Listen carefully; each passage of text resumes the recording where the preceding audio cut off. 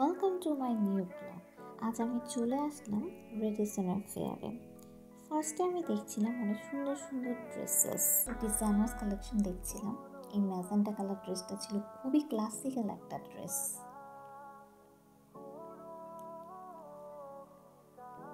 আমি সিম্পলের মধ্যে কিছু ড্রেস দেখতে চাচ্ছিলাম, বাট এখানে ম্যাক্সিমাম ড্রেসই ছিল গর্জিয়াস। ফাইনালি হোয়াইট কালার ড্রেসটা দেখলাম, খুবই আইসুদিং একটা ড্রেস। এত সুন্দর সুন্দর ড্রেসেস দেখে আমি কনফিউজ হয়ে যাচ্ছিলাম আমার জন্য কোন ড্রেসটা আজকে পিক করব।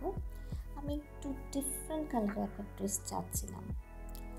এই রেড কালার ড্রেসটা সুন্দর ছিল, গর্জিয়াস ছিল, বাট আমি যেহেতু ডিফারেন্ট কালার চাচ্ছিলাম, সো আমি আজকে পারচেজ করলাম এই পান্না কালারের ড্রেসটা।